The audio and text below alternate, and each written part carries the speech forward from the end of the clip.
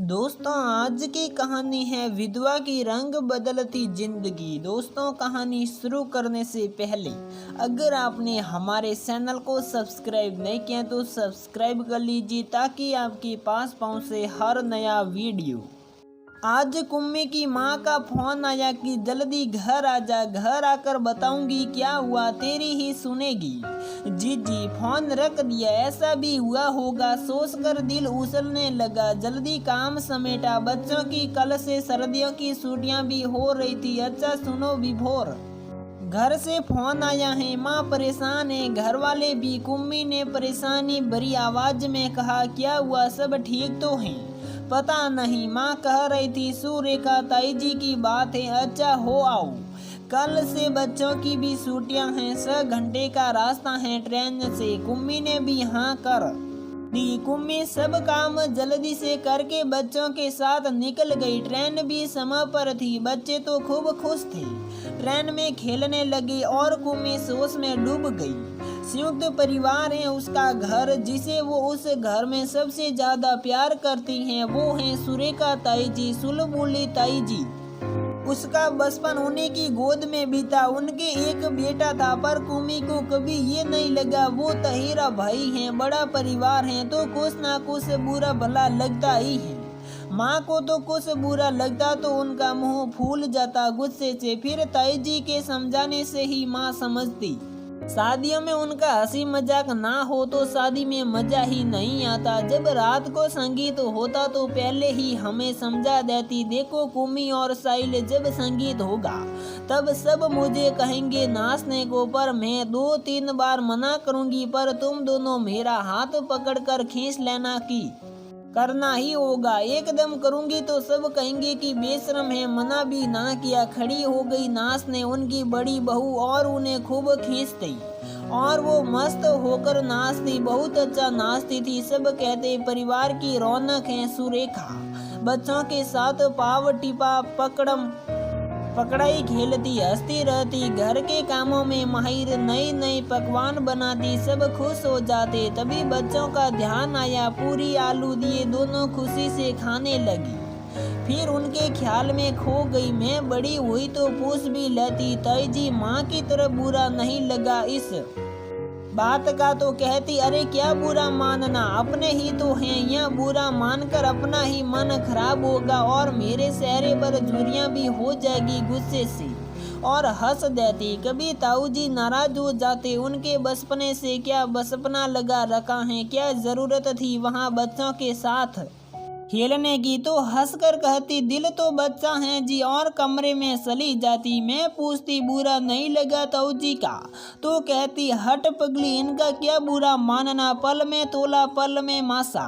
पति पत्नी कभी भी ज्यादा समय तक नाराज नहीं रह सकते, तो बोलना ही है तो पहले ही क्यों ना बोल ले, अहम का कोई हिस्सा नहीं। पति पत्नी में सकारात्मकता से भरी है मेरी ताई जी।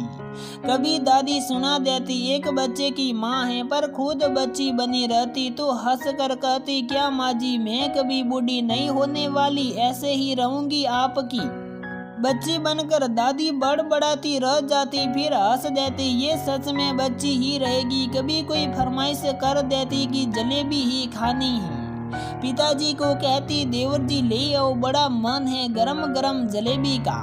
सबसे अपनी बात मनवा कर छोड़ती। दादी कहती, अब मानेगी थोड़े ही, जा ले आ, नहीं तो खुद ही बनाने लग जाएगी। ताई जी के आसपास ही हम सब बच्चे घूमते, कभी नए नए पकवान के लिए, कभी कहानियां सुनने के लिए, कभी स्कूल में कोई गाने या देशभक्ति का कुछ करना होता, जल्दी माँ के साथ खाना बनाकर हमें सिखाने लगती। मेहमानों के आने पर पूरी कचौड़ी सब्जी माँ के साथ बनाती और उससे पहले रात को ही बेसन का लेप मुंह पर लगा लेती। माँ को भी कहती, पर माँ को ये सब नहीं पसंद था।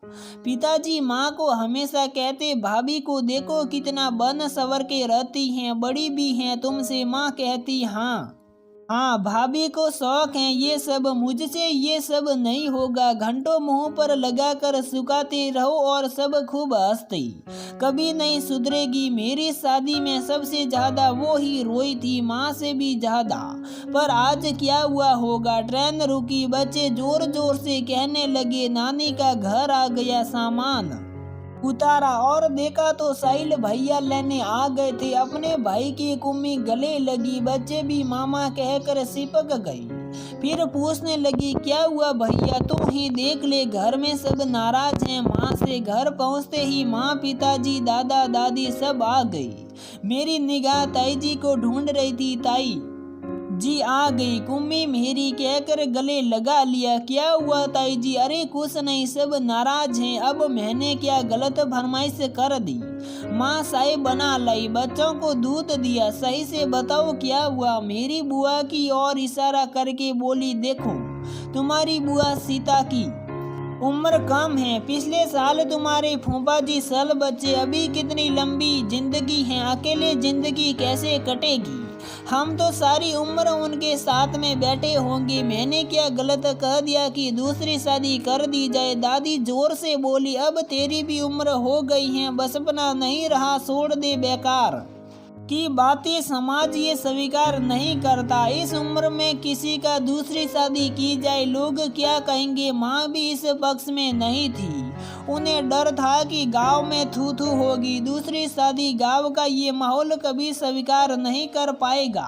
पिताजी और ताऊजी नाराज थे। ऐसे बात उठाई कैसे, ये कोई उम्र है दूसरी शादी की। मैं सबकी बातें ध्यान से सुन रही थी, केवल मुझे ताई जी कहीं भी गलत नजर नहीं आ रही थी। कुम्मी तू ही बता। माँ ने मेरा हाथ पकड़ा। माँ ताई जी सही तो कह रही हैं।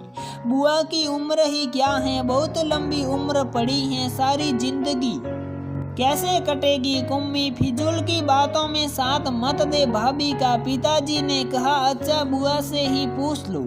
सीता बुआ की नजरें नीचे ही थी, उनके बस आंसू गिरते जा रहे थे। उनकी सूपी में मुझे हाँ नजर आ रही थी और ताई जी को और किसी को भी कुछ समझ आ भी रहा था, पर समझना नहीं चाह रहे थे। बस उन्हें समाज की चिंता थी। उस दिन सब बात को खत्म करके खाने पीने में लग गए और मैंने भी विभोर को फोन करके घर बुलवा लिया।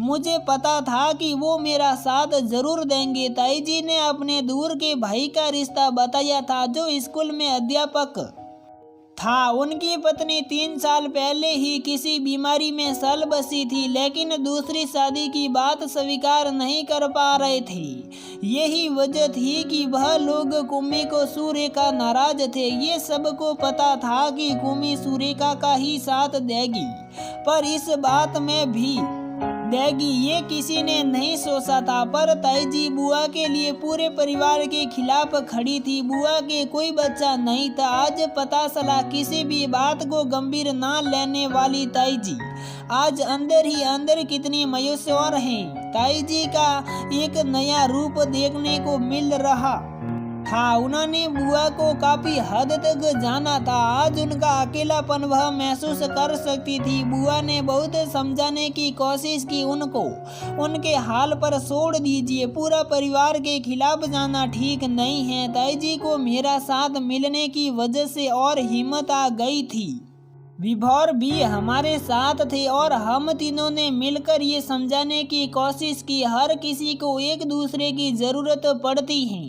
जिसका हम सफर छोड़ गया उसे भी किसी के साथ की जरूरत है। बुआ के बच्चे भी नहीं थे तो उनके साथ और ज्यादा परेशानी थी। बुआ ने पूरे घर का वातावरण खराब होने की वजह से घर छोड़ने का निश्चय कर लिया और घर से निकल पड़ी। साहिल को रास्ते में बुआ मिली और वह पकड़कर घर ले आया। सब लोगों को बहुत गुस्सा था कि बुआ ने ऐसा क्यों किया। आखिर ताई जी ने भी अपना फैसला सुना दिया कि वह बुआ की शादी कराकर ही मानेगी। विभोर भी कितने दिन की छुट्टी लेते, बच्चों के भी स्कूल खुल गए थे। कुम्मी और विभोर घर आ गए पर ताई जी को अकेले छोड़ आई थी। कुम्मी का मन घर ही था, कैसे लड़ेगी सबसे। ताई जी बुआ के घर होने से लोग बातें करते ही थी, पर अब समा बीत रहा था। अगर बुआ कई बार खड़ी होती तो आसपास की औरतें लासारी भरे प्रश्नों की सड़ियां लगा डालती। आगे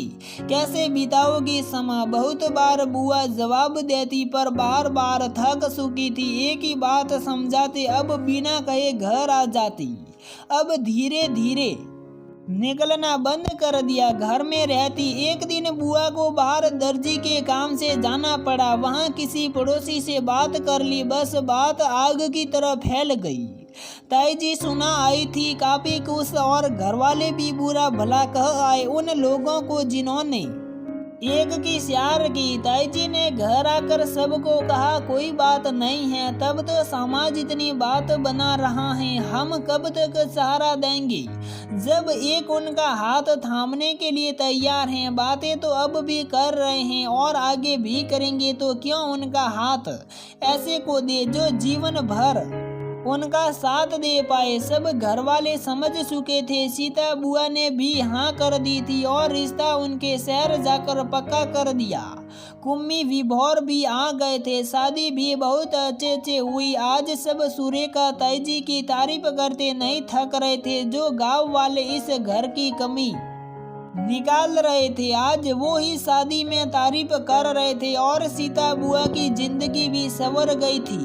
सुरेखा ताई जी ने बुआ की साड़ी और जिंदगी को रंगीन करा दिया। किसी न किसी को अच्छे काम के लिए आगे आना ही होता है, समाज का क्या है, वो तो किसी न किसी बात पर कमी निकालता ही है। साई उस बात के करने या ना करने से कोई फर्क नहीं पड़ता हो, जो सबके लिए सही हो। ऐसे फैसले लेने में कोई बुराई नहीं। अपने परिवार में खुशहाली के लिए कुछ नाराजगी दिखानी हो तो अच्छा होता है, परिवार ही सब कुछ होता है।